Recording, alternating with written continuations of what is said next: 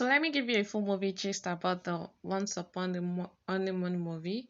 A quick summary. I said that it has been something that most people have been trying to search up on and all. So it's just about a couple newly wedded. They just got married. I think the first one was their wedding day to be precise. The husband bears Sodi and the wife Pearl, played by Effa and Diane, and they had just got married. Oh, the first one wasn't to get married. They had gone from premarital counseling before going ahead to get married. And they had these two amazing friends who happened to be a couple too, Halta and Binta, played by Baji and Chai. I think that's the pronunciation of her name. So, the first most beautiful thing about the movie was at the wedding. No, before the wedding, the marriage counseling. I can't really remember what their words were, but they said really cool things about each, really sweet words about each other, and why they would like to go on the journey of marriage with each other. Then at the wedding, the friends also stated that they had even said even if they were not going to be able to conceive based on genotype and all, it's fine by them. They just wanted to be married to each other. It felt really beautiful, sounded really sweet, and their friends booked them a honeymoon resort in, I think it was Lagos. I want to believe it was Lagos, and Harmony Villa, where they were supposed to go enjoy their honeymoon. They got to the villa, and the first night, because the lady had married as a virgin, so the first night at Harmony Villa, that first day was the they made an attempt at sex and all, and he she eventually realized that, oh, she had been missing so much. She enjoyed the whole process. She enjoyed it. She was literally beaming with smiles and all of that. And she even went ahead to like chit chat with her friend on the phone that, oh, you didn't tell me this is what I've been missing. This is so. I think she said this is the best thing or something. I don't know. She said something really, really sweet, and her friend said, oh, that she has just started, and the bride went ahead to say, oh, that's what's the name? I is it normal that I feel like the only thing I can think of right now and the only thing I want more and more and more of is sex? And her friend said, oh, it's perfect, it's normal and all of that, you know, and yeah, that was it. I'm sure she also showed that she was glad that she had waited till marriage and all of that, and she craved more. So the next day, when she wanted to have a more, like she had said, the engine had shut down.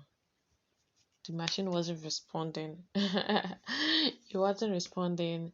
She tried everything. She was trying to turn her husband on, but for certain reason he wasn't getting hard or to being turned on and all, and she was quite frustrated. Even the husband seemed confused. He didn't know what was going on, and he just said, oh, maybe he was tired, let them rest and just bond.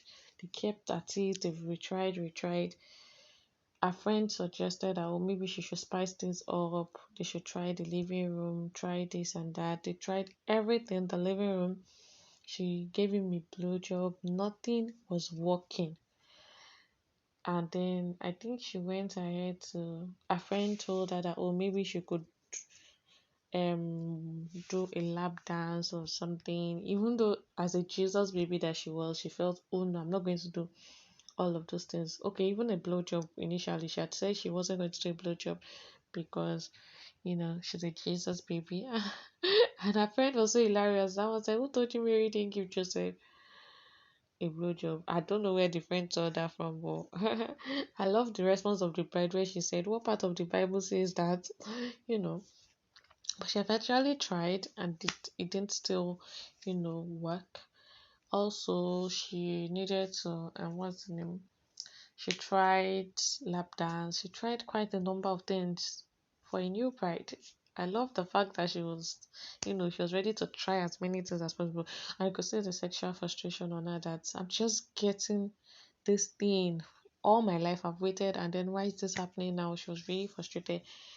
They called in their friends, and which their friend, the guy, had happened to be a doctor, and then it was discovered that the husband has a rare type of erectile dysfunction, and there had not been so much research to know the cure of it and all of that.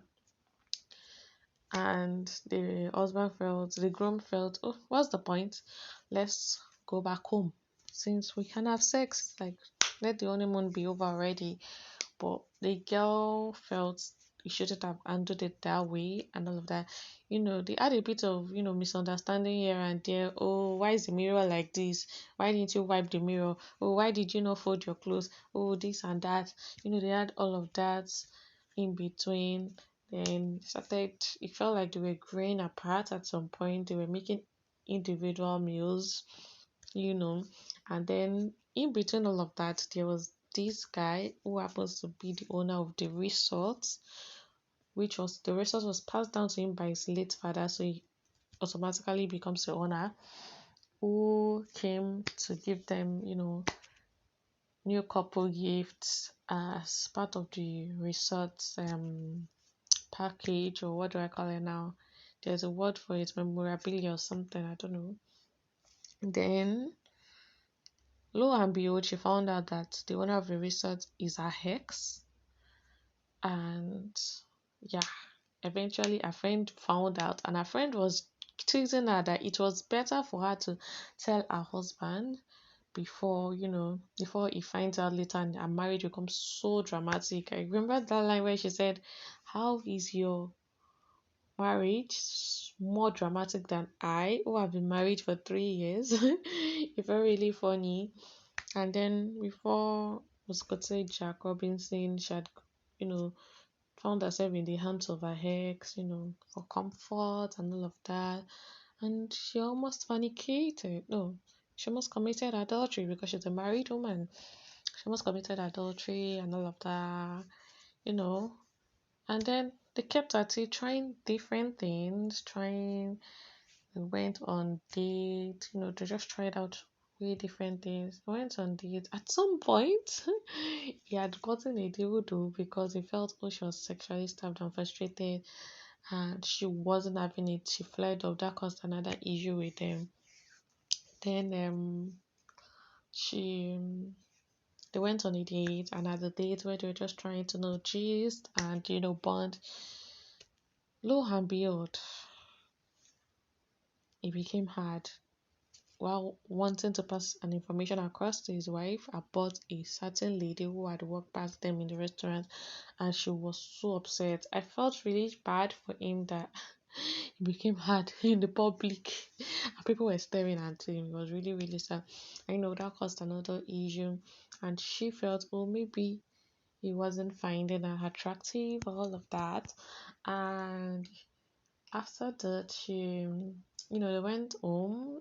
They eventually resolved it, and then I think it was after that, they kept on making attempts. Their friends came over to, to try to talk to them and all of that. And then after, I think it was after that, they went on another date. Yes. Oh, before they went on another date, he eventually found out that his wife's ex was the owner of the villa, and he wasn't having it based on certain things. He thought, she had slept with him and all, and he had a huge fight with that guy. But after that, they went on a date, and genuinely just to go gist and bond and all of that. He came back home, just trying to make out, nothing deep, and lo and behold, what had gone on vacation, had gone on rest, came back. He became hard to analyze unexpectedly. It was even strange that he didn't even know it was the wife that figured it out. And and that was it. So, well, that's like the summary of the movie. Now, to what I think about the movie, I love the fact that it feels more of a faith-based movie. Yes, I love that fact. I love the fact that he portrays that you could you could have what's the name? You could be chaste. Yes, you could decide to keep yourself. I love that. Then I love the role of the saying of the counseling show that they had to go through marriage counseling, and you would think that even with the marriage counseling they had gone through, they shouldn't been having issues in their honeymoon because the honeymoon was straight from the wedding. You would think, they would, but thank God they went through counseling. I love that fact that they went through counseling and all. And then I also love the fact that in between all of their crises, they didn't involve their parents. Yeah, I also love the fact that the guy was, open enough to gist with it. Sorry, to have that um sensitive information with his friend, even though his friend was a doctor. Most men are not in that headspace. Most men cannot bring themselves to speak to people about what they're dealing with. I don't know if it's based off of ego or something else. Maybe some they would probably understand why they would rather keep certain informations like that to themselves. I love the fact that even in between all of the erectile dysfunction thing, the wife was there, that's the where she was saying, oh, is there a cure for it? Is there an injection to take or drugs or something? Shows how intentional she was. And I love the fact that despite everything, the sexual frustration and all of that, she still managed not to, commit adultery. I love that about her.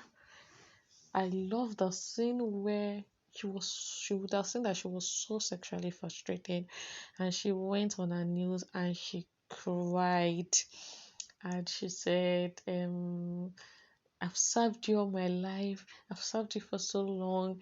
This and that. I do not. I'm trying to remember how she said that lines then, but she went on her knees. She would have seen that she was really frustrated. She felt sad. That why me? Why am I dealing with this? Why does it seem like what she didn't see coming? She had thought, oh, her life was going to be perfect. Well, maybe her sexual life was going to be perfect after that, being married and being kept and all of that. So it felt really frustrating. I'm trying to I'm trying to get to that scene where she said that, because that part I really love it. It was one of my favorite scenes in it's one of my favorite scenes in that movie.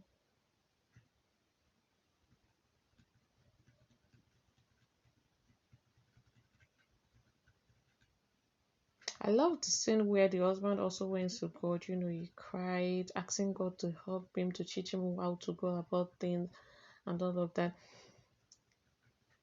And to think that at some point she was considering a divorce. Who tries to get a divorce? Well, I don't want to be insensitive, but I was wondering that it was just too early to be divorced, but I guess it was just she being frustrated. She was just being frustrated. So, yeah, that scene where she knelt to God and she said,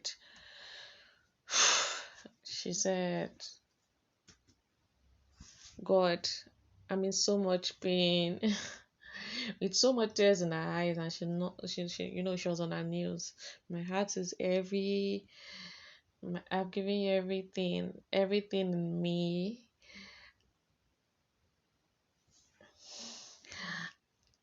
Everything you asked of me, I have done. Is this how you pay me? Is this how you pay me, God? With a marriage that isn't working, a marriage without sex. The husband who doesn't even find me attractive. God, I gave you my youth. I gave myself to marriage. You said your body is the temple. Honor it. I did. Yet, this is how you pay me. You repay me, God. This is how you repay me. This is how you repay me. She said it with so much pain. And I love the song that they played with beneath it. She said, "Fix my home, Lord, fix me, Jesus." So I felt like God obviously listened to her prayer, her cries, and listened to her husband's own. I love the background song where it says, "Jesus knows all my something and troubles." I don't know the exact words. And this song that was played, Ọba tí ń gbẹ́kún aládùúrà, mo ti dé.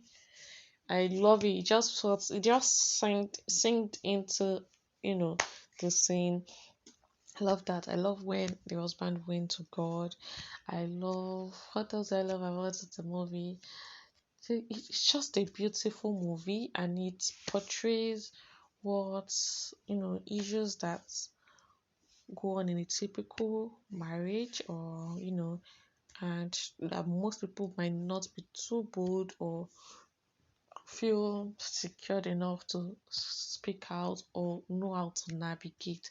These are life issues, and I love the fact that the movie embodies it all, embodies the fact that even while trying to seek medical help, trying to navigate how to go through certain health, discoveries and all, you also want to hold on to your God.